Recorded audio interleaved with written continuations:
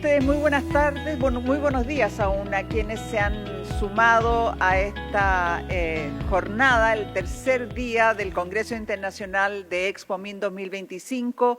Vamos a dar paso al segundo panel de esta mañana sobre permisos y regulaciones para los proyectos mineros.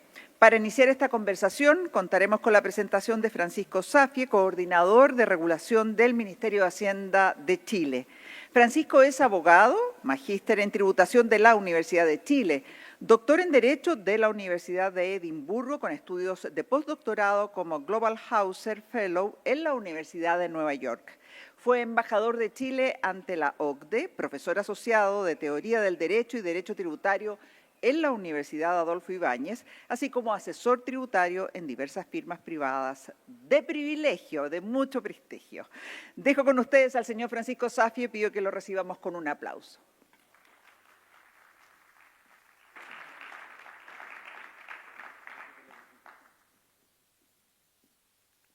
Gracias por la presentación. Muy buenas tardes y muchas gracias por la invitación a participar en Expomin.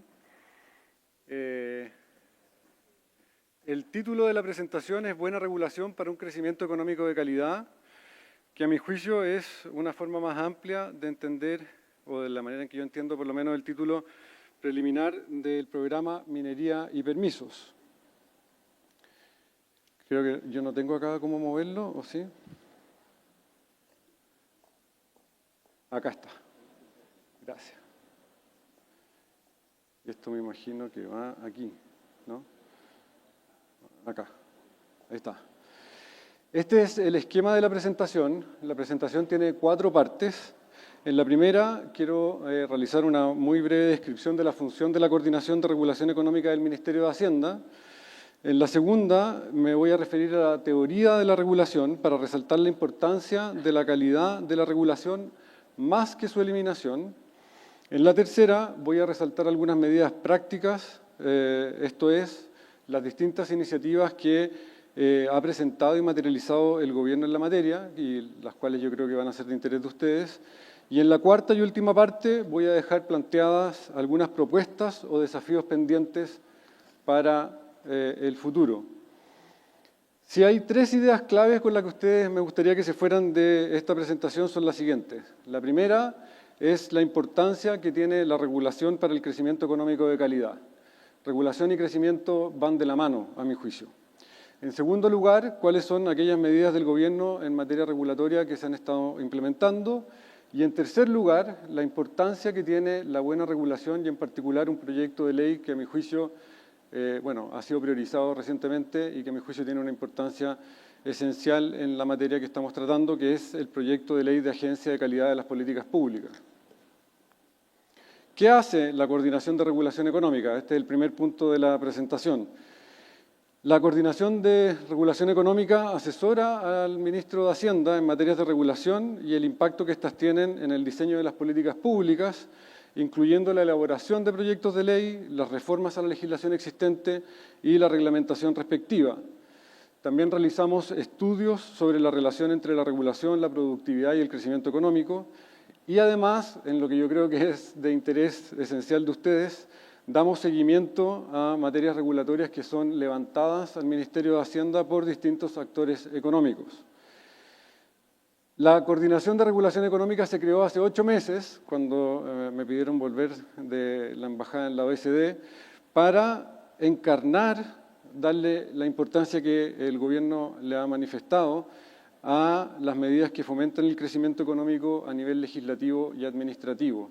Son 8 meses en los cuales hemos participado en distintos proyectos de ley, tales como la Ley de Subsidio Eléctrico, la Ley de Marco de Autorizaciones Sectoriales, la Ley de Patrimonio Cultural, el Reglamento de Excavaciones, las concesiones marítimas, además de otras actividades que hemos desarrollado en el Ministerio, como son el Gabinete de Procrecimiento y Empleo, el Comité de Ministros para la Sustentabilidad y el Cambio Climático, y además, ahora último, representamos al Ministerio de Hacienda en el diseño de la Estrategia Nacional de Minerales Críticos Estratégicos. Eso es la presentación de la Coordinación de Regulación Económica y quiero partir la parte teórica con una definición que no voy a leer, pero es una regulación estándar, una definición estándar de regulación, y que a mi juicio destaca dos cuestiones que son esenciales, ¿no? Primero, que la regulación busca resolver problemas o riesgos colectivos, ¿sí?, mediante decisiones de la autoridad que en general se ejercen a través de mecanismos de monitoreo, de exigencia de información o orientadas a modificar el comportamiento de distintos agentes de mercado. Es por eso, por este hecho de que busca resolver problemas que existen con independencia de la regulación, que es difícil imaginarse un escenario en el cual no haya regulación, que no exista regulación. Esto es importante para lo que quiero mostrar después. Los fines de la regulación en general son tres. La regulación económica, que es aquella que en general conocemos para corregir fallas de mercado, como son los monopolios naturales, las externalidades negativas, la información asimétrica o el problema de los bienes públicos, utilizando ciertas herramientas como el establecimiento de precios, obligaciones de acceso o regular las condiciones de entrada a una industria particular. Da forma a un mercado, ¿no? La idea es regular para acercarse a un óptimo de bienestar desde el punto de vista de un mercado ideal. La regulación social es aquella que se refiere a la regulación que va habitualmente más allá de la regulación económica y puede involucrar a más de un sector, preocupándose de establecer estándares valiosos desde un punto de vista social, tales como son el área medioambiental, la salud, la seguridad, los mercados financieros, etc. Acá, en esta área en particular, es relevante ponderar la importancia que tienen los estándares y permisos exigidos para la protección de los bienes sociales que se consideran relevantes, con la afectación de los mercados y la sobrecarga regulatoria que afecta el crecimiento económico. Finalmente está la regulación procedimental o de gobernanza, que a mi juicio es quizá hoy día nuestro problema esencial, que es aquella que se refiere a la gobernanza que es adecuada para la regulación. En general incluye o se refiere a las actividades que desarrollan las agencias independientes o los órganos del Estado que establecen costos para los regulados. Se asocia con la exigencia de los permisos o llenado de formularios, como pueden ser las declaraciones de impuestos. A mi juicio es esta la dimensión que ha generado mayor discusión en Chile, tanto en términos del volumen de la regulación como de su aplicación a casos particulares cuando hablamos de permisos. La regulación en general tiene algunos bienes y males, ¿no? Los bienes de la regulación son aquellos que permiten tener mercados abiertos que operan de manera adecuada, que facilitan o propenden a un crecimiento económico, abren nuevos mercados y protegen ciertos bienes sociales. ¿Cuál es la conclusión de esto? Una buena regulación acarrea bienestar económico y social. En contra de la regulación, y esto es parte de las discusiones que hemos tenido, está el problema de la captura de las agencias, la regulación excesiva, las distorsiones de mercado, la falta de inversión que esto acarrea y al final del día eso implica costos económicos y sociales que debemos proteger o ante los cuales nos debemos proteger. ¿Qué es la buena regulación ahora? Estoy yendo un poco rápido, pero esta es la manera, espero, de estar a los tiempos del WhatsApp y que no se aburran. ¿Qué es la buena regulación? La buena regulación es aquella regulación que es efectiva y eficiente. Estas dos cuestiones a veces nos olvidamos, pero es bien importante tenerla en consideración. La regulación es efectiva cuando logra los fines sociales que establece el gobierno para las autoridades regulatorias y es eficiente cuando logra aquellos fines sociales que están establecidos en la regulación al menor costo económico posible. Y acá tenemos costos directos, que son los costos propios de la administración del sistema regulatorio, o los costos indirectos o de cumplimiento, que son aquellos costos externos a las agencias regulatorias que recaen en los consumidores, como le gusta al mundo anglosajón llamar a los regulados, o los productores en términos de los costos económicos de cumplir con la regulación. Y en su caso, también, y esto es importante a veces en materia tributaria, los costos que implica eludir o evadir la regulación. Hay una forma de referirse a la calidad de la regulación que en general no nos preocupamos en el debate en Chile, pero a mi juicio es importante, como vamos a ver más adelante respecto de la Agencia de Calidad de las Políticas Públicas, que es la regulación o evaluar la regulación en términos de los criterios para la buena gobernanza de la regulación. Esto es esencial a mi juicio y como aparece ahí, hay tres valores, tres principios que se tienen que balancear de manera correcta, que son el accountability, la transparencia y la consistencia. Destaco la consistencia porque son las decisiones inconsistentes en la regulación las que minan la confianza pública en el sistema regulatorio. La inconsistencia, como todos ustedes bien saben y como nosotros sabemos que es un problema, acarrea incertidumbre para los inversionistas, aumentando los costos del capital y daña de manera seria la voluntad o interés en invertir. Puesto que la intervención política tiende a poner en riesgo la coherencia regulatoria y a veces los políticos pueden estar dispuestos a modificar las reglas para obtener ventajas de corto plazo, la consistencia es uno de los principales argumentos que se da en la teoría y en la práctica para tener un regulador independiente, un suprarregulador independiente. Esto también me importa destacarlo en términos teóricos. Cuando discutimos de regulación nos olvidamos que muchas veces la regulación permite el crecimiento económico. Esto lo vemos, por ejemplo, en el caso de la innovación. La regulación puede alterar los incentivos para innovar, teniendo consecuencias en el crecimiento. Esto es solo un ejemplo, ¿no? Así, por ejemplo, cuando regulamos áreas que implican innovación, los emprendedores pueden entrar en competencia generando formas de producción más eficientes y produciendo de mejor calidad. Las firmas pueden innovar para reducir la competencia de posibles rivales y, al mismo tiempo, los mercados laborales reaccionan a la competencia ajustando la fuerza de trabajo con el capital, haciéndola más productiva. Hay un estudio del Banco Mundial, yo sé que es un poco viejo, es del 2002, pero muestra que las prácticas, la construcción de prácticas regulatorias efectivas en países en desarrollo, como el nuestro, no es simplemente una cuestión de diseño de los instrumentos de regulación, sino que también incluye la calidad de las instituciones regulatorias que lo sostienen y su capacidad institucional. Esto es absolutamente necesario porque muchas de las instituciones en que se apoyan los mercados son de carácter público y la efectividad de esas instituciones es un determinante importante de cuán bien funcionan los mercados. La calidad de la gobernanza regulatoria afectará los resultados o outcomes regulatorios, los que a su vez puede esperarse que tengan impacto en el crecimiento económico.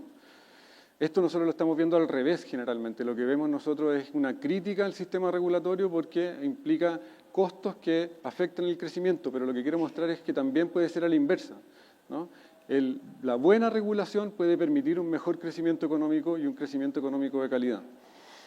Hay varios estudios, algunos están citados ahí, que confirman que hay una correlación entre buena regulación y mayor crecimiento económico.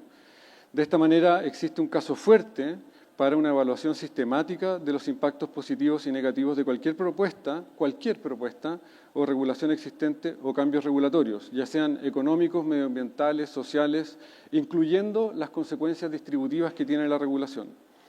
Así se puede conseguir un desarrollo sostenible. Algunos de los gráficos o índices que muestran esta relación está el Doing Business, que correlaciona entre regulación e ingresos de los países. Está el tema de la regulación del mercado de productos en el estándar OECD, en el cual nosotros hemos mejorado desde 2018, donde estábamos muy por sobre o muy por bajo el promedio OCDE. Hoy día estamos justo en el promedio, en el 2024. Y finalmente vemos acá un problema que tenemos y que es evidente y que nos estamos haciendo cargo, que es el problema del sistema de permisos, que es considerablemente más engorroso que el promedio de las economías de la OECD, y aquí estamos bastante mal y con necesidad de mejorar urgentemente. Todo esto, y con esto ya voy a terminar la parte teórica, así que todavía aguanten un poquito, todo esto es importante porque, como decía al principio, al menos yo soy de aquellos que cree que es muy difícil eliminar el Estado administrativo. Este no es solo un problema de Chile, es un problema global. La eliminación del Estado administrativo, la famosa eliminación de toda la regulación, es muy difícil, dado los fines de la regulación a los que hacía referencia al principio. Entonces, por muchos males que nosotros identifiquemos con la regulación, el Estado tiene una responsabilidad en proteger a los ciudadanos respecto de algunos de los riesgos o males que produce la vida moderna. La cuestión que es crítica, entonces, es, en primer lugar, cómo determinar cuándo y en qué casos usar políticas regulatorias coercitivas Y en segundo lugar, cómo estructurar la aplicación de la regulación en áreas en que se maximice su potencial para generar beneficios sociales, minimizando los costos y manteniendo la legitimidad política. Y acá tengo subrayado algo que yo creo que es bien importante, porque en todo caso, más allá de la conveniencia de tener o eliminar regulación ex ante, que es lo que estamos discutiendo nosotros tradicionalmente en Chile, hay un peor escenario. Si siempre vamos a tener necesidad de regulación, el peor escenario sería que ésta quede entregada a alternativas de regulación ex post que se resuelven en sede judicial. En otras palabras, la alternativa a que los deberes de comportamiento dependan de un set de permisos para operar y los contornos que esos permisos establezcan es que la definición de esos deberes quede entregada a la reparación de daños mediante litigios particulares, creando la posibilidad de que los tribunales establezcan políticas públicas en cada una de las materias relevantes, generando mayor incerteza y costos a las empresas. Ese es un mal que tenemos que evitar. Terminada la parte teórica, vamos ahora a la parte práctica. ¿Qué ha hecho el gobierno o qué medidas ha tomado el gobierno en la materia? Y acá yo distingo entre las tres fines de la regulación. En términos de regulación económica, el gobierno ha, en el caso que se aplica a la minería y que es importante destacar, ha creado el royalty a la minería o se reguló finalmente el royalty a la minería, la Estrategia Nacional del Litio. Yo sé que esto va a dar espacio a discusión, lo podemos discutir, pero quiero por lo menos plantearlo en estos términos, ¿no? Luego está la regulación social, con la actualización de la Política Nacional de Relaves, el impulso del hidrógeno verde y las normas de carbono neutralidad, y una norma que creo que es importante también en términos sociales, que es la regla sobre mujeres u obligatoriedad de cantidad de mujeres en directorios. Ahora, en cuanto a regulación y gobernanza, les podrá llamar la atención, pero en base a lo que ya había dicho antes teóricamente, acá es donde yo clasifico la mayoría de las medidas que ha adoptado el gobierno. Medidas legislativas. La Ley Marco de Autorizaciones Sectoriales, la reforma del Sistema de Evaluación de Impacto Ambiental, las concesiones marítimas, la Ley de Patrimonios Culturales y el proyecto de Agencia de Calidad de las Políticas Públicas, al que voy a destinar mayor tiempo en esta presentación. Y en cuanto a medidas administrativas, está el Reglamento de Excavaciones, el Reglamento del CIA y el Gabinete de Procrecimiento y Empleo. Yo me quiero enfocar en algunas de las medidas que van a ser más relevantes para ustedes con un poco más de detalle. Yo sé que el ministro Marcel las mencionó ayer, pero yo las quiero ver o destacar algunos de estos elementos con más profundidad. En el caso de las concesiones marítimas, dando cuerpo a una demanda fuerte, diría yo, del empresariado, se traspasaron las facultades desde el Ministerio de Defensa al Ministerio de Bienes Nacionales. Yo sé que esto ha sido polémico porque el Ministerio de Defensa frente a esta amenaza se puso las pilas y vemos ahí algún problema de agencias que después se van resolviendo. Va a mantener, para evitar problemas de fiscalización, estas competencias en Directemar, moderniza el sistema de permisos, porque da rango legal a varias cuestiones reglamentarias que hoy día estaban en la legislación, dando mayor certeza a los titulares de la concesión y estableciendo algunas regulaciones especiales en temas de acuicultura y desaladoras. La Ley de Patrimonio Cultural, por su parte, tiene cambios bien importantes. En primer lugar, saca el monopolio de la titularidad de los permisos a los arqueólogos, dándose la posibilidad de que lo puedan pedir los titulares de los proyectos, ya sean personas naturales o jurídicas. Esto es un cambio, a mi juicio, esencial.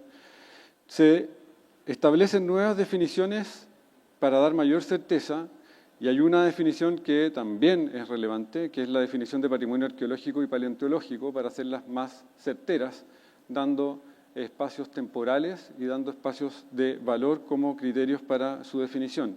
¿Cuál es la gracia de esto? Va a reconocer expresamente que no todo lo que se encuentre es patrimonio, el famoso ejemplo de la tapita de Coca-Cola, etcétera, etcétera, evitando la intervención de la autoridad encargada de los patrimonios ante cualquier tipo de hallazgo. Y finalmente voy a destacar, además de la disminución de los plazos a un máximo de 60 días, que las autorizaciones van a pasar del Consejo de Monumentos Nacionales a las direcciones regionales del Servicio Nacional de los Patrimonios Culturales. ¿Qué ventaja tiene esto? Se ha criticado que el Consejo de Monumentos Nacionales va a aumentar en número de miembros, pero se le saca la competencia para que sean las direcciones regionales las que decidan, ya que funcionan con mayor habitualidad, dando mayor agilidad a la entrega de los permisos. El nuevo reglamento sobre intervenciones arqueológicas y paleontológicas, y esto muy rápido, ¿Qué es lo que pasa? Mientras se tramita legislativamente, uno puede tomar una medida administrativa de la reforma del reglamento. Y el reglamento, en esta reforma, lo que hace es recoger los principales lineamientos del proyecto de ley, de manera a asegurar dos vías en las cuales se pueda mejorar la regulación en esta materia. La modificación del reglamento del CEA, todos sabemos que últimamente ha causado algo de discusión, pero hay un problema con la tramitación de la reforma del CEA que está muy lenta, y la modificación del reglamento lo que busca hacer es agilizar también esas medidas, modificando las tipologías de ingreso para que menos proyectos tengan que ir al sistema de evaluación ambiental, y se regula una nueva hipótesis de modificación de proyecto o actividad con RCA vigente para que no tengan que entrar los proyectos que ya tienen RCA vigente al sistema. Una medida administrativa que ha sido poco destacada, diría yo, es el Gabinete de Procrecimiento y Empleo. Hasta ahora el Gabinete de Procrecimiento y Empleo tiene estas cifras. Se ha dedicado a facilitar destrabando inversiones a nivel regional, inversiones por un total de 82.000 millones de dólares, se han viabilizado 253 proyectos, se han resuelto 475 gestiones administrativas y ha habido un porcentaje de avance de los casos que se han presentado del 78%. Ahora bien, desde que la Coordinación de Regulación Económica llegó al Ministerio de Hacienda, el Gabinete de Procrecimiento y Empleo hemos decidido que también tenga una dimensión prospectiva, no solo retrospectiva o no solo resolver problemas, sino que plantearse a futuro, al menos de aquí al término del gobierno, algunas metas, hitos y plazos en estas 5 áreas en las cuales nosotros estimamos que Chile tiene ventajas comparativas a nivel global. Esas ventajas comparativas a nivel global nos van a permitir crecer, nos van a permitir tener mejor desempeño económico en lo que dice relación con la minería limpia y sostenible, la minería del litio, las energías renovables, la industria del hidrógeno verde y la economía digital. Y acá abajo están las metas, si ustedes las quieren ver, están ahí, pero la idea es que se coordine el trabajo prospectivamente, identificando problemas administrativos para resolverlos. ¿Vamos bien? Vimos teoría, vimos algunas medidas administrativas y algunas legislativas. Creo que eso muestra que el gobierno se está tomando en serio el problema de la regulación, y ahora me quiero concentrar en el proyecto de Agencia de Calidad de las Políticas Públicas con los minutos que me quedan, porque, como decía al comienzo de la presentación, la calidad de la regulación es clave para el crecimiento económico. No solo se trata de diseñar los instrumentos adecuados, sino que también mejorar la calidad y la capacidad institucional. Esta gobernanza tiene consecuencias importantes en los resultados regulatorios. Los resultados de varios estudios, como les decía antes, nos ratifican la importancia de la regulación y el crecimiento, y en este sentido, el proyecto de ley de la Agencia de Calidad de las Políticas Públicas busca resolver este tema. ¿Cómo lo hace? Hasta hoy día nosotros sabemos que tenemos un buen sistema de evaluación de programas que ha sido reconocido internacionalmente. Ahí hay una cita de la OECD en un estudio reciente, pero también sabemos que hay algunos ámbitos que no están sistemáticamente abordados, como son, por ejemplo, la metodología de evaluación de impacto regulatorio, y además sabemos que requerimos aumentar la escala de la revisión ex post de los programas sociales. ¿Qué es lo que se pretende hacer con la creación de la agencia? Aumentar la cobertura, mejorar la metodología, permitiendo que en un periodo de gobierno se evalúe la totalidad de la oferta programática entre los 700 programas sociales y no sociales que existen, además de la evaluación de las políticas y su impacto regulatorio. De esta manera, aun cuando Chile tiene sistemas de evaluación de políticas públicas y de coordinación regulatoria sobre la media cuando nos comparamos con países latinoamericanos, el Estado necesita mejorar en esta dimensión. Esta nueva institucionalidad lo que busca asegurar son estas 3 cosas que están acá, ¿no? La independencia de la evaluación respecto de quien diseña e implementa políticas o emite regulaciones. O sea, una agencia que emite una regulación va a tener que estar sujeta a la revisión de la agencia de calidad. La generación, uso y flujo de la información para la toma de decisiones, asegurando un mejoramiento progresivo de la gestión y la calidad de las políticas públicas. una cobertura adecuada de las evaluaciones, como decía antes, para que cubra el total de los 700 programas que hoy día tenemos. Esta también es una medida que surge del pacto fiscal, donde se busca mejorar la eficiencia en la gestión del sector público, aumentando la transparencia, la eficacia y la calidad de servicio y la probidad. En este sentido, el proyecto de ley crea un servicio público descentralizado, técnico, con personalidad jurídica y patrimonio propio. Y su objetivo principal va a ser evaluar, promover y velar por la eficacia, eficiencia y coordinación de las políticas, normas y programas de la Administración del Estado, promoviendo instrumentos y buenas prácticas regulatorias para mejorar la productividad. El proyecto de ley viene a materializar un compromiso y un diagnóstico de sucesivas administraciones, pero que, a pesar de ese diagnóstico, como ven ustedes ahí, que existe desde el año 2006, no se había materializado hasta la fecha, lo que evidentemente es un avance importante. Perdonen que dedique tiempo en detalle a esto, pero se le ha hecho poca publicidad a la Agencia de Calidad de las Políticas Públicas y, como ustedes ven, a mí me interesa hacerle harta publicidad. Son 5 las principales funciones que nosotros destacamos.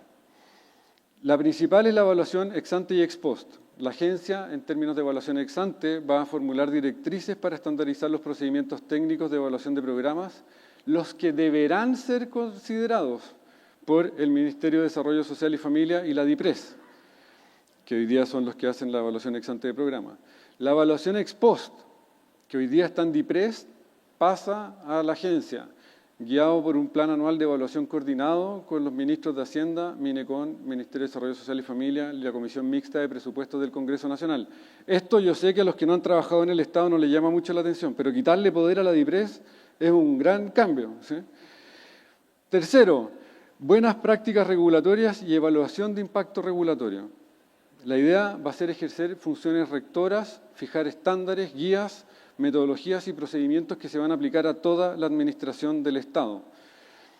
En cuarto lugar, va a realizar recomendaciones de problemas públicos y productividad. Hoy día estos están en la Comisión Nacional de Evaluación y Productividad, la que también va a ser absorbida por la Agencia de Calidad de las Políticas Públicas.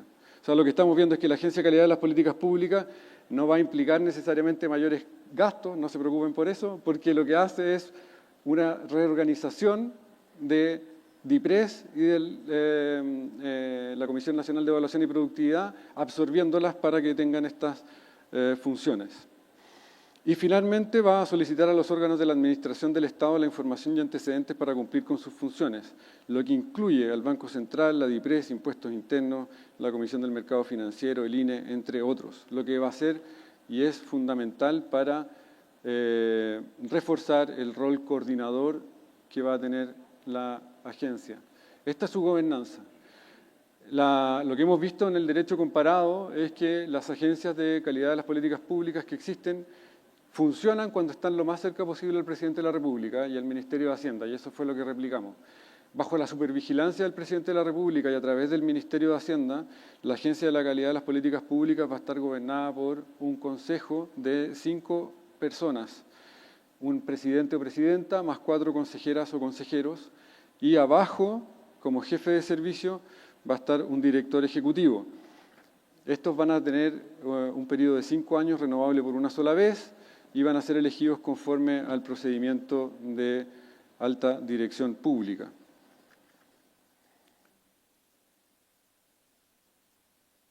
¿Cuáles son los beneficios que esperamos de esta nueva institucionalidad? En primer lugar, como les decía, la agencia va a reunir funciones que hoy día están dispersas en distintos organismos, va a reducir la fragmentación de la evaluación de las políticas públicas, esperamos mejorar sustancialmente la coordinación en el diseño, formulación, implementación y evaluación de regulación sectorial y de programas, y al estar relacionada con el Ministerio de Hacienda y la DIPRES, las decisiones que emanen de la agencia estarán coordinadas con el ciclo presupuestario.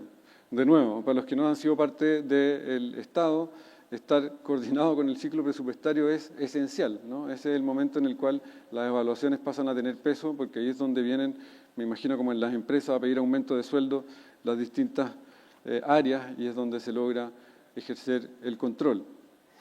De esta manera, se espera reforzar el efecto y el impacto de las decisiones de la agencia en el resto de la administración. Acá, simplemente y a modo de resumen, algunas de las funciones que hoy día están en Desarrollo Social, la DIPRES, la SECPRES y MINECON y la CENEP, que van a pasar a estar en la Agencia de Calidad de las Políticas Públicas. Gracias hasta ahora por su paciencia, y con esto voy a estar terminando ya. ¿Por qué? Porque el proyecto de ley, ¿qué es lo que hace? Recoge lo que son las mejores experiencias a nivel comparado.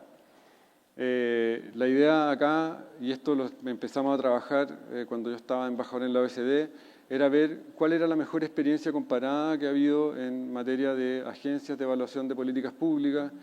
La idea es tener una institución que cuente con el liderazgo y la alta capacidad técnica que esperamos tenga este servicio.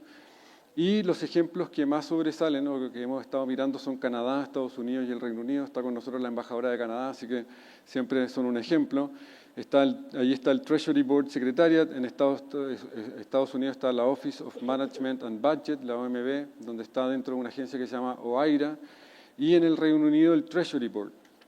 Estos son problemas que se repiten a nivel global. Yo creo que después vamos a tener espacio para verlo. Con eso termino la presentación. Hemos visto la coordinación de regulación económica, hemos visto la teoría de la regulación y la importancia de la buena regulación para el crecimiento económico, hemos visto las medidas que ha tomado el gobierno, tanto en términos legislativos como administrativos, y me concentré en la Agencia de Calidad de las Políticas Públicas. ¿Cuáles son algunas propuestas para terminar o desafíos pendientes? Y aquí me van a disculpar, pero hablo solo a título personal. Así que sé que algunas de estas cosas, algunas las adelantó el ministro Marcel en su presentación, pero vamos a jugarnos con algunas opiniones. Primero, yo creo que hay espacio para mejorar en términos tales que los permisos sean gestionados y entregados por el Estado en proyectos clave. ¿Qué es lo que quiero o que me gustaría implementar con esto? Que el Estado en ciertos proyectos claves sea quien entregue un paquete de permisos ya aprobados. Yo sé que esto tiene ciertas limitaciones, hay definiciones técnicas, todo eso evidentemente es conversable, pero si el Estado es bueno en algo, debería ser bueno en eliminar la burocracia para el privado, de manera tal de que en esos proyectos claves se entreguen los permisos ya tramitados y los privados vengan a hacer aquello que son buenos en hacer, que es hacer la inversión y empezar a operar el proyecto en vez de estar gastando dinero y recursos en la obtención de los permisos.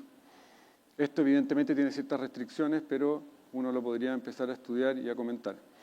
En segundo lugar, y una tarea que debería tener la Agencia de Calidad de las Políticas Públicas urgente, es la evaluación de la regulación para hacer una racionalización entre medidas ex ante y ex post.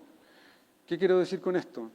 Hoy día nosotros tenemos una serie de discusiones que están tratando de resolver, por decirlo así, el pequeño problema que identificamos que termina siendo un gran problema en términos de productividad, eso no cabe duda, pero estamos viendo el árbol y no el bosque, como dice esa metáfora, ¿no? ¿Y qué es lo que debería hacer la agencia? Mirar el todo y tratar de racionalizar cuando tenemos regulación ex ante, vale decir cuando tenemos regulación, reglas y agencias, versus regulación ex post, que se da cuando hay litigación, estándares y tribunales.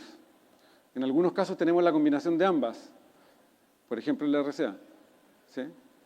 Y lo que deberíamos tratar de allí es ver cómo racionalizamos esa interacción para no dejar los proyectos abiertos eternamente a una posible judicialización. Esto no es fácil. ¿Y por qué tiene que ser tarea de la agencia? Porque tiene que ver el plano completo. Él tiene que ser capaz de ver la cartografía completa de la regulación para evitar que quedemos con peor regulación o desprotegidos en algunos casos que son relevantes. Esto no es simplemente que ocurra en Chile, esto pasa en el derecho comparado. En Estados Unidos las agencias son criticadas por el hecho de que aplican reglas. Si ustedes se fijan, pasa lo inverso acá. Es como que estamos siempre en un péndulo, ¿no? Entre excesiva discreción y aplicación formalista de las reglas. En Estados Unidos lo que más se discute es que las agencias aplican formalmente las reglas y deberían tener un poquito más de discreción. Nosotros estamos discutiéndolo al revés. Hay que buscar un punto medio, ¿no? Y en minería, me soplaron por ahí, que uno podría tratar de proponer reformas integrales al sistema de permisos sectoriales mineros, tratar de analizarlo en particular, ver cuál es una regulación ideal para la trazabilidad y certificación del cobre verde, que yo creo que eso es esencial, y los incentivos regulatorios para una economía circular minera. tres ideas claves con las que comencé, tres ideas claves con las que termino y espero que se lleven con ustedes. La importancia de la regulación para el crecimiento económico de calidad, las medidas que el gobierno está desarrollando en la materia y la importancia que tiene el proyecto de ley de Agencia de Calidad de las Políticas Públicas para que tengamos una buena regulación. Muchas gracias por su paciencia y su asistencia.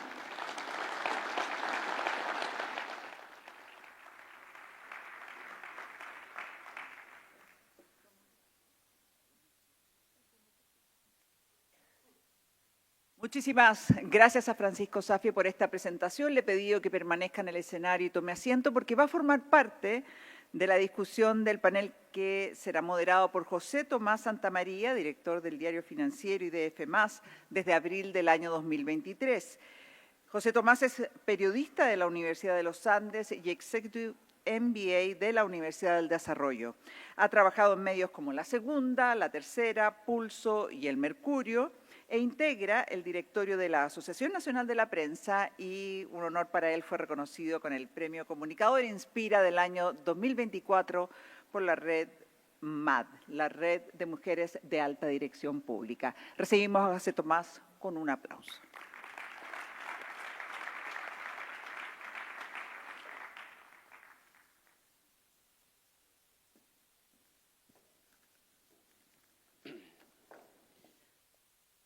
Muchas gracias a todos, a Expomin, por la invitación. Quiero presentarles a las personas con las que vamos a compartir este panel de conversación.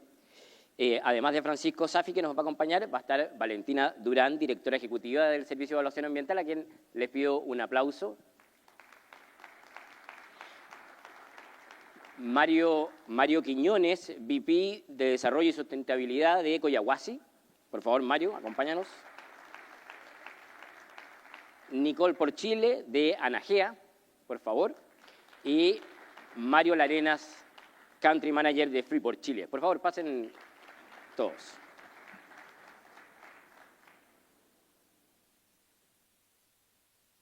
¿Me siento yo acá mejor? Donde quieras.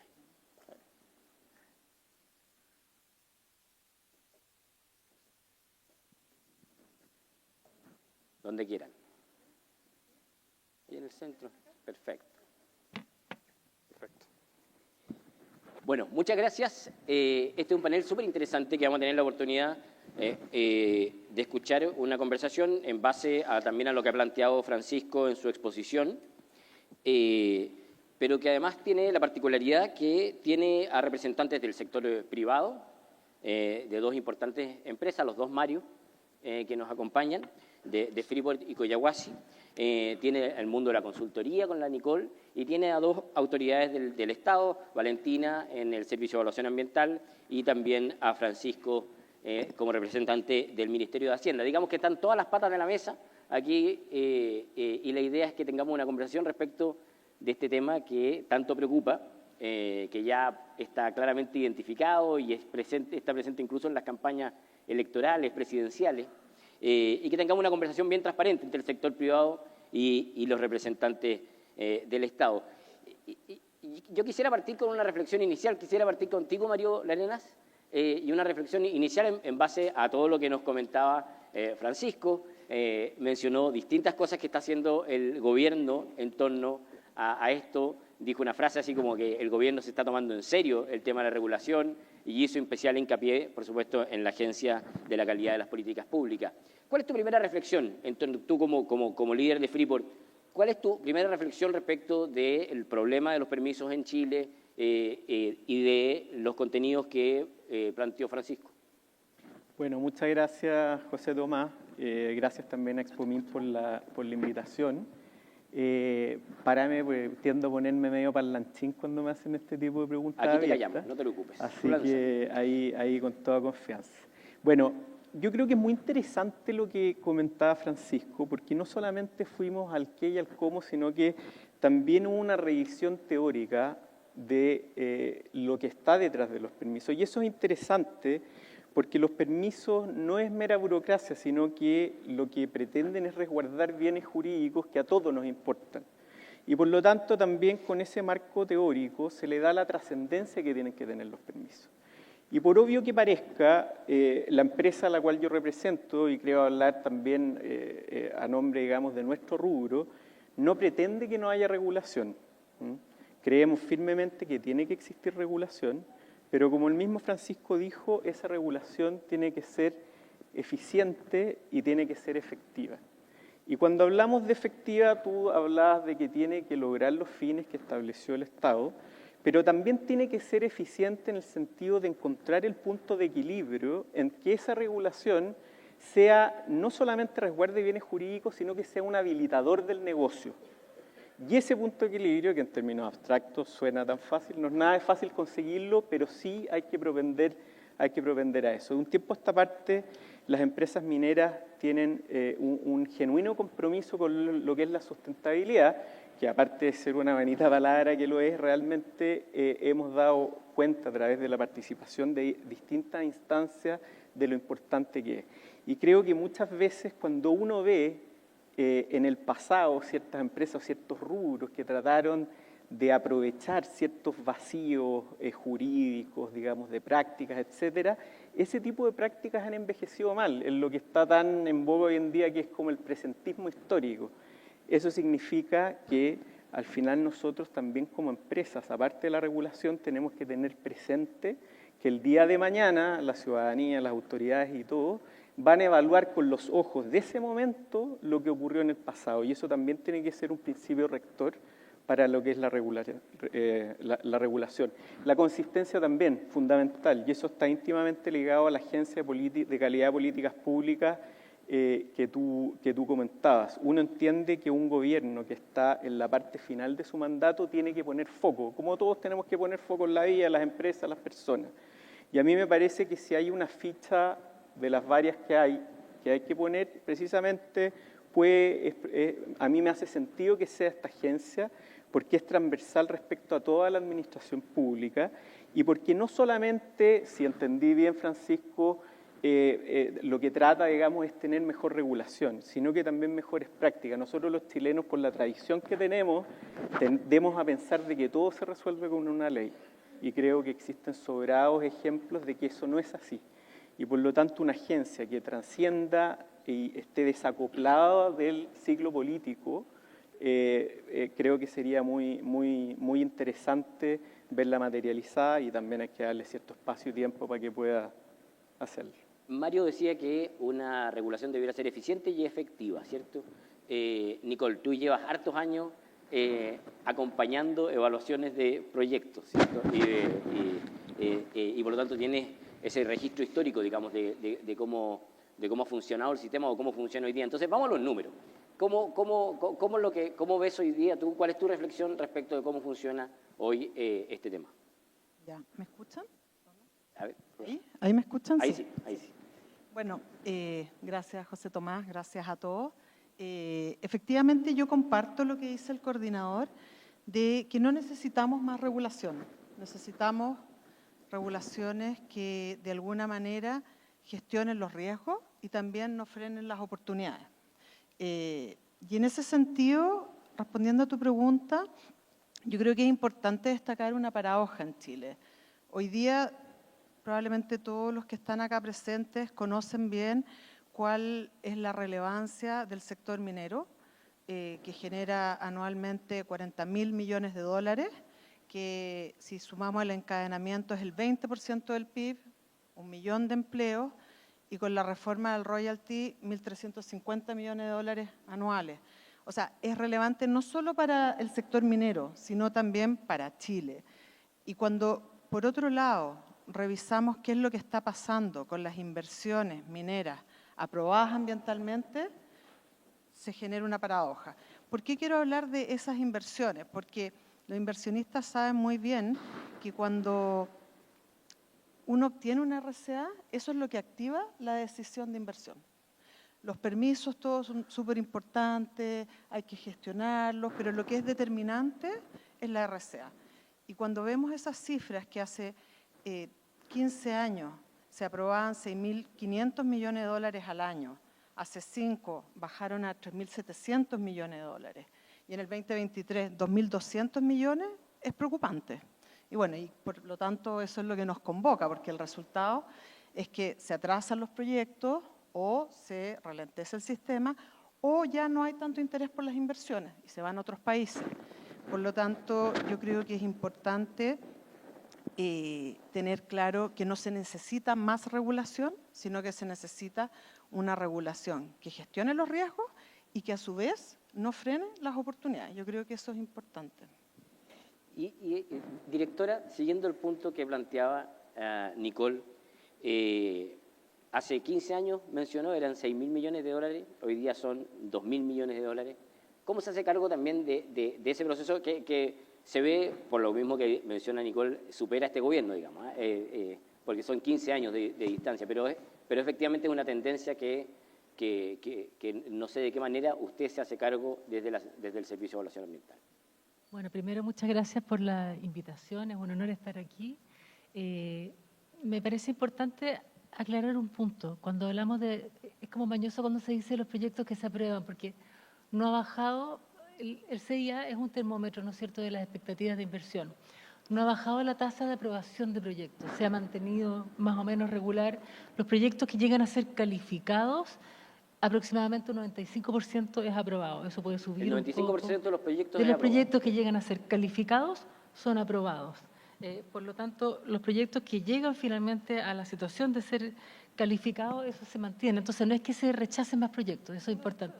No, yo sé que no lo has dicho, pero cuando se habla de los proyectos aprobados, a veces se cree que se están rechazando más proyectos. Yo creo que es importante eso dejarlo claro, ¿no es cierto? Entonces, ¿cuál es el problema? ¿Se están presentando No, menos? el CIA de alguna forma es un termómetro de la inversión. Ahora, algunos datos comparativos, ¿no es cierto? Durante el actual gobierno del presidente Boric han ingresado al sistema de evaluación de impacto ambiental 26.700 y tantos millones de dólares en proyectos mineros, lo que es muy similar al tercer año de lo que se llevaba ya en el segundo gobierno de la presidenta Bachelet y en el segundo gobierno del presidente Piñera. En cuanto a los montos de inversión aprobados, 19.000 y tantos millones de dólares en el gobierno de la presidenta Bachelet, 16.300 en el gobierno del presidente Piñera y ya llevamos 12.200 en el actual gobierno. Eso como simplemente para dar algunas indicaciones, no se puede atribuir necesariamente a la gestión del servicio, ni mucho menos, el número de proyectos aprobados, pero creo que es algo importante, así como también me importa siempre aclarar, por ejemplo, que el servicio cumple siempre con los plazos de evaluación. El mundo acá minero que tramita proyectos lo sabe, pero también es algo que creo que es relevante aclarar.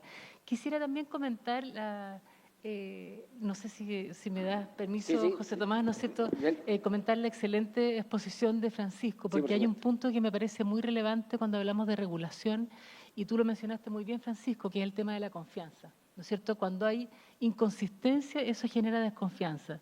Y eso es lo que estamos tratando y trabajando cuando en el servicio nos planteamos como desafío de esta gestión, asegurar una evaluación técnica de excelencia justamente para cuidar la confianza que debe existir en todos los actores, por cierto, en quienes invierten, pero también en la ciudadanía que espera, como parte de una regulación eficaz, que el servicio y toda la institucionalidad pública, ¿no es cierto?, cuide aquellos bienes jurídicos que están detrás de todos los permisos que se obtienen. Entonces, hemos asumido algunos compromisos, incluso en la mesa del royalty que se mencionó recién, porque estamos trabajando reduciendo nuestro espacio de discrecionalidad, ¿no es cierto? Cada vez que sacamos una guía o un documento técnico para la evaluación, lo que estamos haciendo es intentar ser más predecibles en conjunto con todos los otros servicios que participan de la evaluación.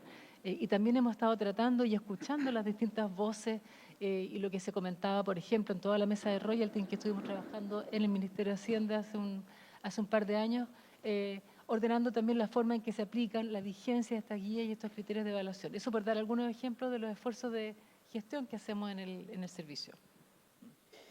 Mario, en el caso de ustedes de Collahuasi, ¿cuál ha sido la experiencia que han tenido en la tramitación de permisos? Ustedes hoy día están en el desarrollo ya de un proyecto que tiene una RCA hace ya un tiempo. Y contrastarlo con un aspecto, digamos, no por el ánimo de generar conflicto, sino que solamente de ir armando el diálogo.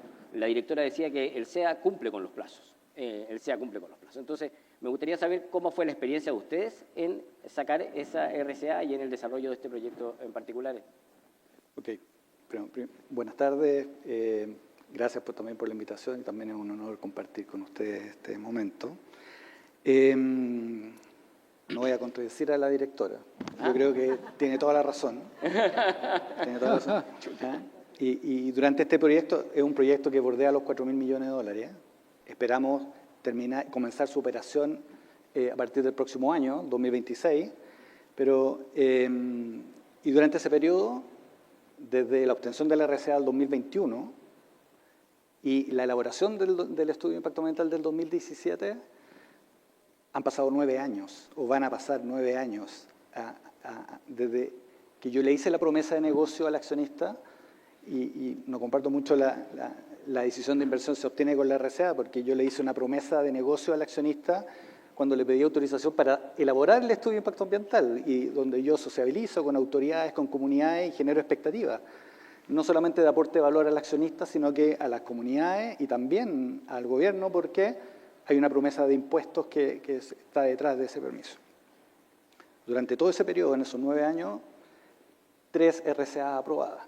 Entonces, vuelvo a darle el punto, directora. En ese periodo, por supuesto, tenemos varios aprendizajes. Hay que incorporar, una vez que comencemos la operación, tenemos que pagar la inversión que prometimos. Devolverle al accionista esa inversión, y que nos debería tomar alrededor de 3 años. En total estamos hablando de 12 años, desde que yo hice la promesa hasta que le devuelvo el capital, y ese accionista o todos los stakeholders, ¿cierto?, empiezan a recibir el beneficio de ese proyecto. 12 años equivalen a 3 periodos de gobierno, o a 3 periodos presidenciales, ¿ya? Y por lo tanto, esto no es un tema de un gobierno en particular, sino que es un tema de Estado, donde nuestros accionistas, en este caso, tienen la oportunidad de invertir en distintas partes del mundo, y cuando deciden invertir en Sudamérica, queremos que inviertan en Chile y que además inviertan en Collahuasi. Entonces, ese es principalmente el gran desafío, el aprendizaje interno. Hay muchas cosas que nosotros podemos hacer mejor también, que facilitan el entendimiento, evitar las repeticiones. Estas 3 RCA obedecen también a ese aprendizaje. Ingenierías inmaduras, y que después, durante el periodo de construcción, resulta que hago gastos adicionales al Estado también y a los servicios de declaraciones de ajustes. Eso no debería ocurrir, porque es ineficiencia también para el Estado y un costo adicional también para nosotros en la inversión. Todavía no hemos alcanzado ese máximo potencial de negocio que tiene Collahuasi. Esperamos ingresar un próximo proyecto de evaluación ambiental en los próximos años, y por lo tanto vemos también con beneplácito lo que acaba de presentar Francisco. La regulación nos permite capturar financiamiento internacional. Una buena regulación también da confianza en consorcios de bancos que son capaces de invertir en minería en Chile, que son inversiones cuantiosas. Tú lo decías, el SEA cumple los plazos, pero también han sido 9 años. Francisco, el problema entonces quizás no está en los plazos que están determinados, sino que en la forma en cómo se procesan, que se entran, se retiran, o los plazos que son muy extendidos.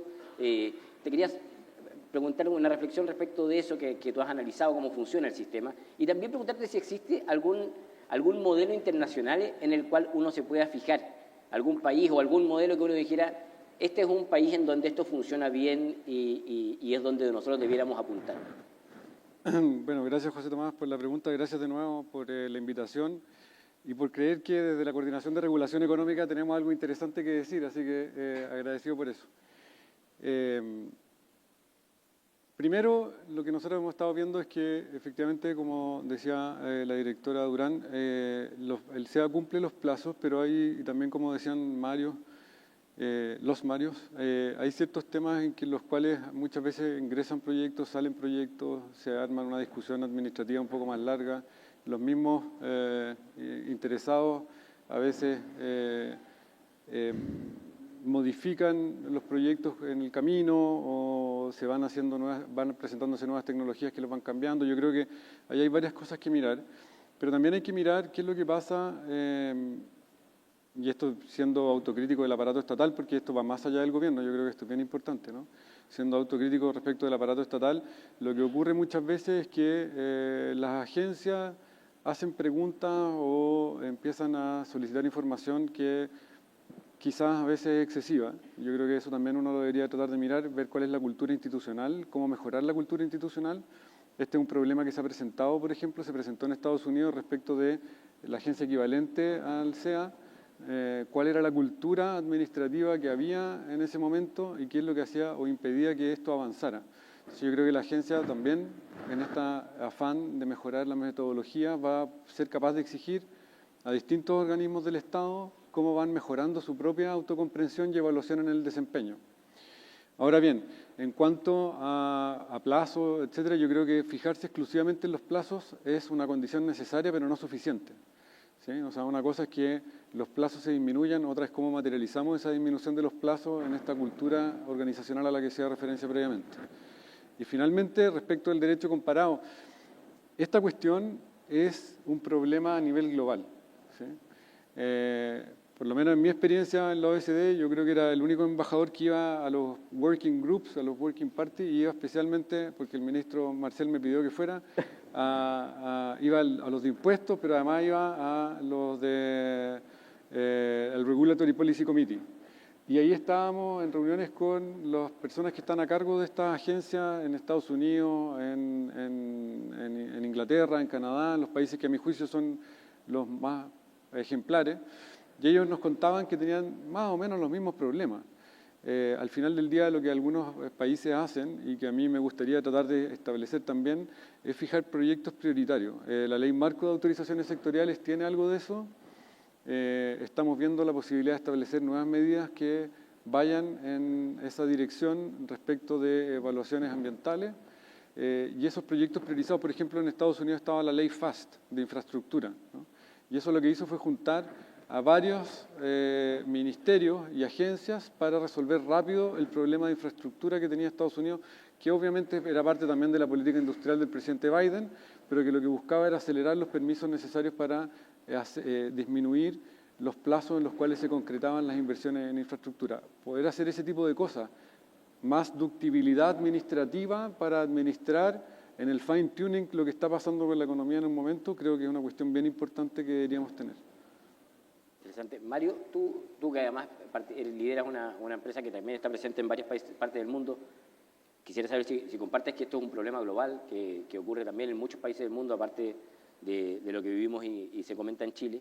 Y también preguntarte, porque así como Collahuasi está con un proyecto ahora en construcción, ustedes el año pasado anunciaron la ampliación del Abra, un proyecto de 7.500 millones de dólares, que probablemente va a necesitar una tramitación ambiental importante. ¿Cuál es tu expectativa respecto a la tramitación ambiental que debiera venir ahí? ¿Y cuáles son los plazos que estás viendo? Sí, gracias José Tomás por la pregunta. Bueno, primero que nada, ofrezco como paciente experimental del proyecto prioritario, así que eso sería una buena noticia. No, efectivamente, estamos muy contentos porque el año pasado, y eso se ha venido reiterando, nosotros anunciamos que nuestro interés de ingresar un estudio de impacto ambiental para la expansión del Abra. Para quienes no conocen, el Abra es la más antigua, o probablemente más antigua, alianza pública-privada, porque nosotros lo operamos con un 51%, pero el 49% restante pertenece a Codelco. Ha sido una relación muy virtuosa y que ha envejecido bien, de hecho, porque en el último tiempo se ha venido profundizando en eso, y los accionistas estamos ambos muy comprometidos en este proyecto. Este es un proyecto significativo, como tú dijiste, de 7.500 millones de dólares, un proyecto de alta complejidad, porque considera varios aspectos, desde una desaladora que tiene una obra lineal de alrededor de 150 kilómetros hasta donde estaría la planta concentradora y el depósito relave. Y lógicamente eso significa un esfuerzo de toda índole, incluyendo el tema de los permisos de gran envergadura. Y lógicamente uno siente cierta inquietud cuando ve ciertos datos de la Comisión Nacional de Productividad que tú mencionaste, que sería reemplazada con la agencia, en que decían de que el asta de un proyecto minero de alta complejidad como este, entendido como tal uno que necesita una IA también, podía durar hasta 13 años. Y hago hincapié en el asta, porque era demasiado lineal y no necesariamente va a ser eso. Y quien piensa que el cuello de botella principal es la evaluación ambiental, no es así, porque esto cubre desde el periodo de aseguramiento territorial, pasando por la preparación del estudio de impacto ambiental, el estudio de impacto ambiental y después los permisos sectoriales. Y de hecho el gran problema en cuanto a tiempo eran los permisos sectoriales, en alrededor de 77 meses. Y ahí dándole un toque de optimismo a eso, hace algunos años pensar que el tema de los permisos iba a ser parte de la agenda, iba a estar tan presente como está hoy día, y este auditorio, digamos, es una muestra de eso, justo antes del almuerzo con bastante gente, y esperamos que se mantenga así. Es una buena noticia y de hecho la ley de permisos sectoriales, yo al menos tengo la expectativa de que salga prontamente, y eso está bastante bien orientada en ciertos aspectos que están alineados con lo de la consistencia que tú decías. Por lo tanto, nosotros también queremos ser optimistas, queremos creer que esa ley nos va a ayudar, pero también queremos creer que va a haber un cambio cultural y va a haber un cambio con una mirada de eficiencia y eficacia, como tú decías, en cuanto a la administración pública para ayudar, y también de parte, como decía Mario, de los titulares. Los titulares también tenemos un trabajo muy importante que hacer. Respecto a los otros países, efectivamente, este es un problema mundial. Y muchas veces cuando a mí me preguntan, oye, ¿en Chile se demora más o menos? Es una pregunta que es difícil de contestar. Según el World Economic Forum, sí, es más lento en Chile. Pero acá en realidad también hay que hacer un análisis cualitativo. Si tú te demoras más en determinada etapa y esa etapa es un habilitador para poder después ir más rápido y te permite una decisión de negocio mejor, la verdad es que te hayas demorado más en esa etapa no es tan significativo. Por lo tanto, lo que yo digo normalmente es que más que fijarse en los plazos, hay que fijarse en buenos ejemplos, en buenas prácticas, en buena institucionalidad de otros lados. Y una de ellas precisamente está por el lado de una aproximación temprana a las autoridades, de manera que ellas te puedan ir orientando y tú puedas hacer un instrumento lo más sólido posible. Algo de eso hemos venido viendo en el último tiempo, de parte del Servicio de Evaluación y otros organismos. Me callo. Directora,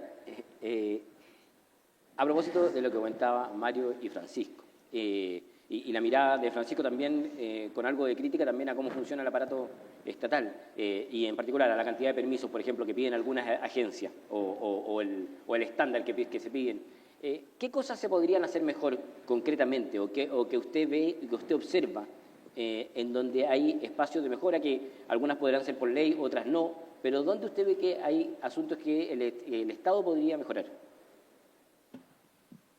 Muchas gracias.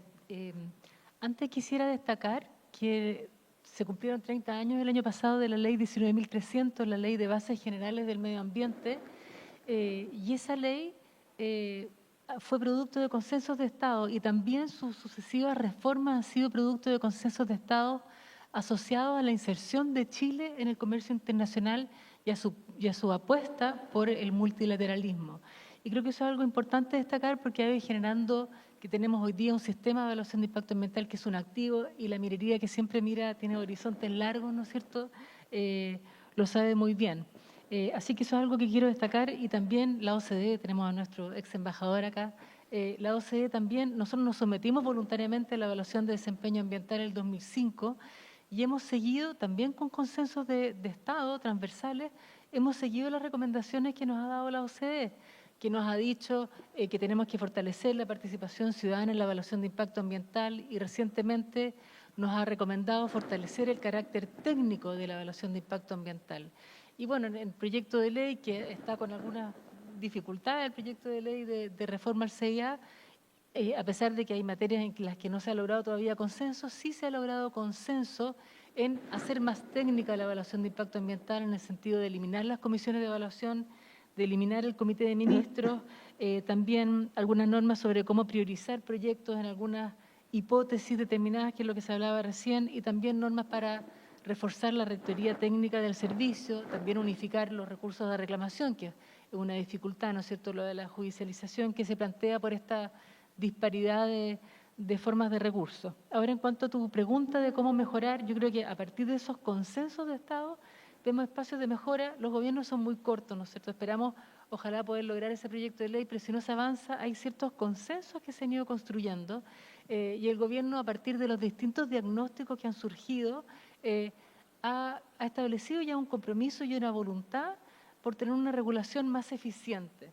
Son importantes los plazos y hay consenso sobre la importancia de tener una regulación y sistema de otorgamiento de permisos más eficientes, sin que ello signifique de ningún modo, ¿no es cierto?, disminuir la protección ambiental, porque también la minería sabe muy bien que sin una adecuada protección ambiental no se puede avanzar y no se puede obtener la legitimidad que los procesos necesitan.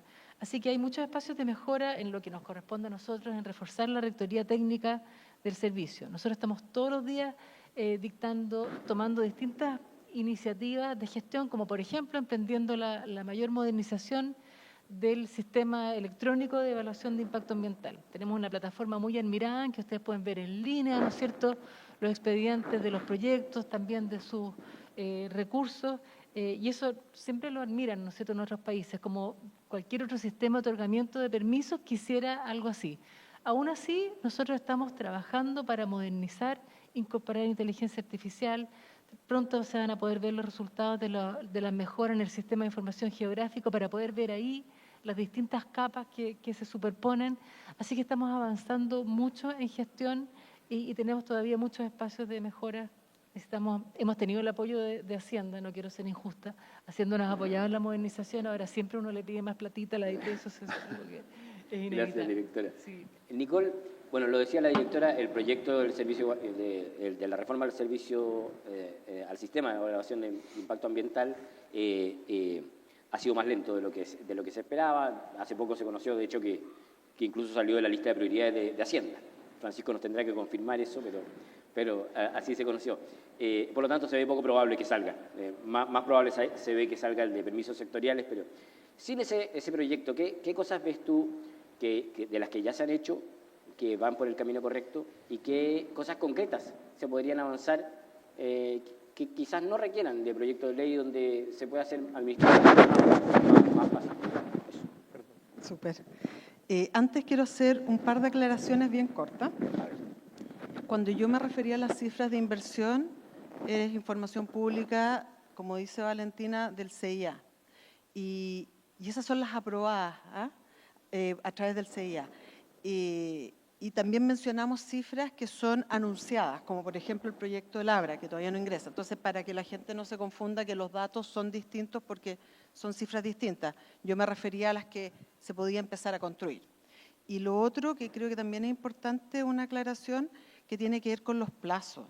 Efectivamente, los plazos de una IA y de una DIA se cumplen, legalmente se cumplen.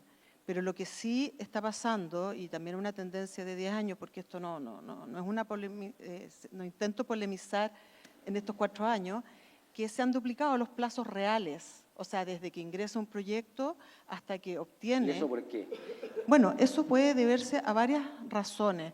Una, como decía Francisco, puede ser que el proyecto no estaba maduro, que cambió, o que aparecieron nuevas regulaciones o nuevas guías que efectivamente complejizan y el titular tiene que poner en hold la evaluación y pasan 6 meses y vuelve a ingresar. Eso está pasando mucho más. O sea, hay una tendencia en 10 años a duplicar los tiempos reales y también a duplicar los costos de elaboración de una IA. Esa era una aclaración. Y ahora cortito, y quisiera como poner una mirada positiva. Yo creo que en Chile tenemos una oportunidad histórica que ojalá podamos aprovecharla y que tiene que ver con el cambio climático, ¿no es cierto? La Agencia Internacional de Energía estima que se requieren al 2040 $800.000 millones a nivel global para minerales críticos y 250.000 serían solo para cobre. O sea, eso es una oportunidad. Y cómo Chile podemos atraer parte de esa inversión, yo creo que es un desafío que tenemos que tomar, no solo como sector, sino a nivel país. Y a mí se me ocurren algunas cosas que tal vez tiene que ver con la mirada de Francisco, que necesitamos hacer un plan para destrabar inversiones verdes o inversiones habilitadoras del cambio climático, como por ejemplo, como varios mencionaban, ¿no es cierto?, que una EIA para un proyecto minero puede demorar 8 a 10 años desde su ingeniería hasta su operación. También tenemos proyectos de parques eólicos, de líneas eléctricas. Entonces, yo creo que sería una muy buena idea tener un plan justamente de estas inversiones habilitadoras para no perdernos esa oportunidad. Y por último, y haciendo referencia a la reforma del SEA, yo creo que una muy buena noticia es lo que se está proponiendo en el reglamento, que es eliminar 15 PAS. Como conversábamos, más goma y menos lápiz, es bueno poder simplificar. No hay que tenerle temor a que esto va a ir en contra del medio ambiente, yo creo que tiene que ver con la burocracia. Y también lo que tiene que ver con la reforma, yo quiero destacar justamente que se fortalezca el SEA. Yo creo que es muy importante. Yo creo que hay que poner principal foco en las direcciones regionales, sobre todo que se está proponiendo que un proyecto de billones de dólares sea aprobado por una persona que es el director regional. Tenemos que tener las capacidades allá, tenemos que estar seguros de que esas capacidades están antes de que eso se implemente para que sea exitoso. Y bueno, no quiero alargarme más con preguntas que creo que podríamos pasarnos todo el fin de semana. Así que, perdona, y solo para cerrar, yo creo que es súper importante que tratemos de no poner como una oposición la inversión con la regulación. Yo creo que podemos generar reglas que protejan y también reglas que habiliten. Eso. Mario Quiñones, te hago la misma pregunta. ¿Qué mejoras tú que conoces bien cómo avanzan los proyectos en el sistema? ¿Qué mejoras concretas tú puedes ver que se podrían hacer en la gestión, tanto público como privado? Sí. O sea, también desde la perspectiva de las empresas. Por supuesto. Mira, algo que nos ocurrió durante este periodo de elaboración y tramitación es que nos tocó enfrentar la pandemia. El año 2020 nos topamos con la pandemia justo que estábamos iniciando el proceso de consulta indígena. Entonces, a propósito de tecnología, tanto el SEA como las comunidades indígenas y Collahuasi tuvieron la flexibilidad para no perder el fondo que tiene la consulta, pero para incorporar tecnología y avanzar en un proceso que era súper complejo. Nosotros estamos en la región de Tarapacá y Tarapacá estuvo permanentemente en cuarentena. Entonces, el uso de la tecnología, todavía tenemos muchas oportunidades que nos van a mejorar no solamente acortar los plazos, sino que también durante el proceso de cumplimiento de los compromisos establecidos en las distintas RCA, también hay tecnología que nosotros podemos usar que nos permiten ser competitivos desde los costos también. Entonces, para tener en cuenta. La directora mencionó, necesitamos platita de Hacienda, y ese es un desafío que nosotros también hemos percibido. Como les digo, van ya 9 años desde que comenzamos este proyecto y vemos menores evaluadores o rotación de evaluadores.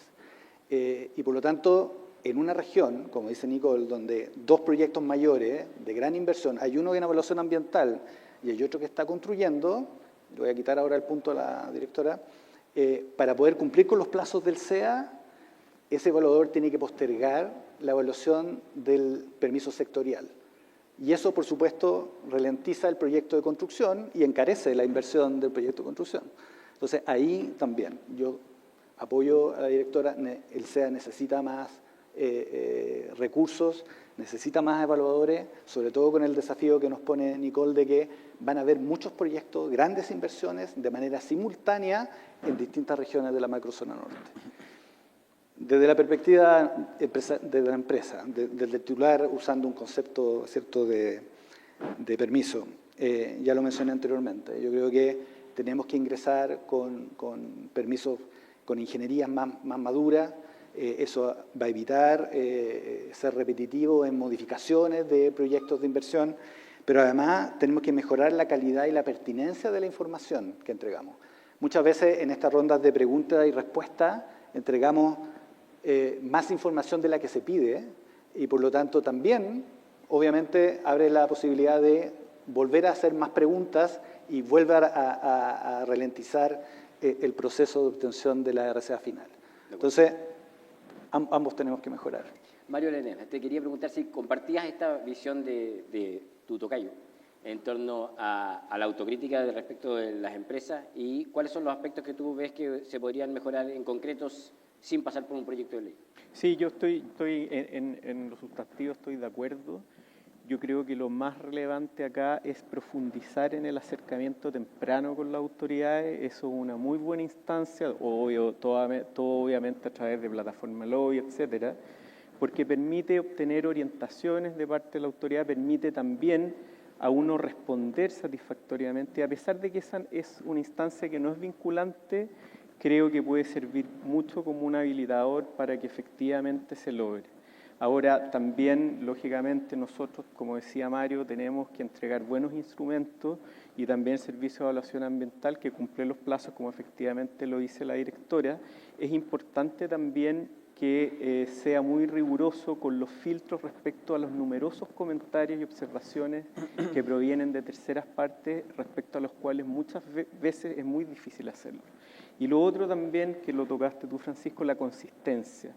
Hay varios instrumentos que se han venido utilizando para asegurar de que los órganos del Estado tengan criterios uniformes en las distintas regiones. Uno de ellos son las guías metodológicas, que teóricamente no son vinculantes para las partes, pero sí es una buena directriz, y el año pasado también se estableció que aplicaban solamente para los que no estaban ya siendo evaluados. Ahora habría que avanzar probablemente estableciendo un periodo de vacancia, porque cuando tú tienes prácticamente listo un estudio de impacto ambiental, una declaración de impacto ambiental, y muy encima sale una guía, eso puede ralentizar mucho el proceso y puede generar un problema con las líneas bases, etcétera. Así que evitar duplicidades, que siempre yo creo que está en el ánimo de todos poder lograrlo. Francisco, en una respuesta anterior, Mario comentaba que más allá de los plazos, lo importante más bien es que los permisos sean consistentes, sean sólidos y que te permitan avanzar en tus proyectos. Y muchas veces lo que ocurre en Chile es que una vez ya con tu RCA eso se judicializa, o algo lo comentabas tú, de hecho, en tu presentación también. ¿Hay casos también, hay situaciones comparadas que ustedes hayan visto en otros países que se pueda avanzar para justamente mejorar ese aspecto? Que una vez que se consiga la RCA, con esa RCA ya esté firme el desarrollo del proyecto. Sí, mira, primero quería decir una cosa respecto de la prioridad del proyecto del CIA, que efectivamente que haya salido de los proyectos prioritarios, o sea, que es efectivo que salió de la lista de proyectos prioritarios, por lo menos nuestro, pero eso no significa un abandono de la agenda. Lo que hay que hacer es buscar otras formas para que la agenda se materialice. Esa es la discusión hoy día, ¿no? Para que estemos todos claros de que esto no significa que de aquí a lo que queda no vamos a tratar de seguir haciendo esfuerzos por mejorar la regulación que se aplica en materia medioambiental. Esa es la primera que quería clarificar.